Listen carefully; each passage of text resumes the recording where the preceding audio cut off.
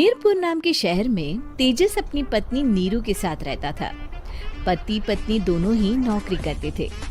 एक दिन तेजस गांव अपनी माँ के पास फोन करता है। हेलो, प्रणाम माँ।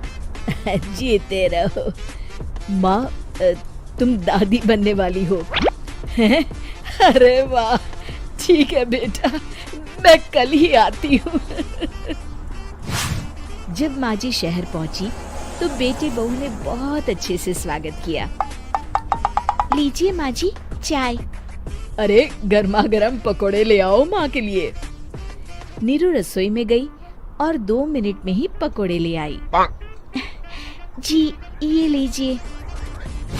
बहू जादू से बनाए हैं क्या?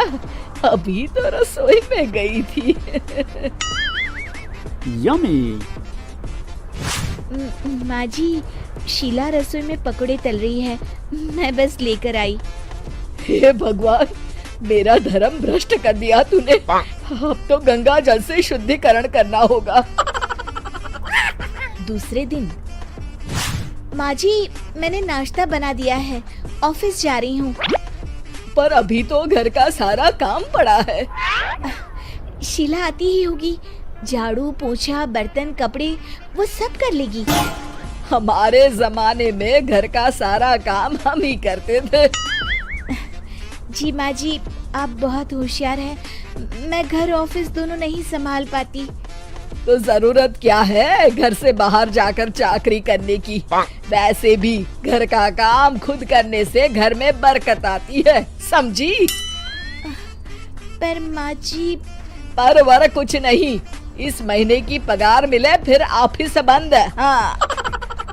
रात को नीरू तेजस से कहती है, सुनिए जी, माँ जी बोल रही थी कि मैं नौकरी छोड़ दूं।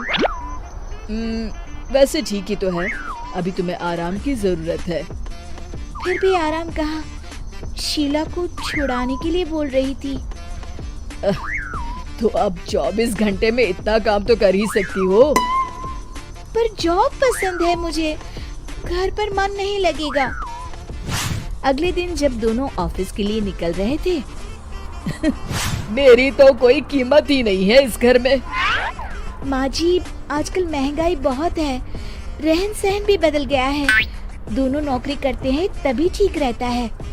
अच्छा, तू कहना क्या चाहती है? मेरा बेटा तुझे बिठा के खिला नहीं सकता? तू ही इस घर का खर्च चला रही है, हैं? नहीं माँ जी, मेरा वो मतलब नहीं था। मतलब खूब समझती हूँ, ये बाल धूप में सफेद नहीं किए मैंने। हाँ। अब तो ये रोज का काम हो गया था। तेजस भी रोज की झिकझिक से परेशान हो गया था। एक दिन उसने कहा, नीरू, वैसे भी तुम्हें मैटरनिटी लीव मिलने वाली है, तो अभी से ही छुट्टी ले लो। पर क्या, मेरी सैलरी अच्छी खासी है। आखिर नीरू ने रिजाइन कर दिया। जब बच्चा हुआ तो घर में सब बहुत खुश हुए। कुछ दिनों बाद तेजस फाइल देख रहा था। क्या हुआ तेजस, कुछ परेशान लग रहे हो? अब हाँ, वो हमारी जितनी सेविंग्स थी वो तो हॉस्पिटल में और छठी के फंक्शन में खत्म हो गई है नीरू। और अभी वैसे मंदी चल रही है तो मैं बोल रही थी कल मुन्ना को हेपेटाइटिस का टीका लगवाना है। नीरू, क्या पोस्टपोन नहीं कर सकते? नहीं जी, बिल्कुल नहीं। अब तेजस को समझ में आ रहा था कि उससे गलती हुई है। पैसों की कमी का असर घर के माहौल पर भी पड़ रहा था। अगले दिन, बेटा मेरा चश्मा और ये दवाइयाँ ले आना, पर्चा देते हुए माँ जी ने कहा। जी। तेजस, मुन्ना के लिए दूध का डिब्बा और डायपर भी ले आना, और ये किराने के सामान की लिस्ट है, इसे भी लाना है। तेजस गुस्से में लिस्ट मरोड़कर फेंकता है और चिल्लाता है, पैसे क्या पेड़ पर उगते हैं? ये ले आना, वो ले आना। अरे पर ये जरूरत का सामान ही है। वो गुस्से में बिना कुछ कहे ऑफिस चला गया। अरे लंच तो ले जाइए। नीरू दौड़कर डिब्बा पकड़ाती है। एक दिन खाना खाने के बाद, नीरू,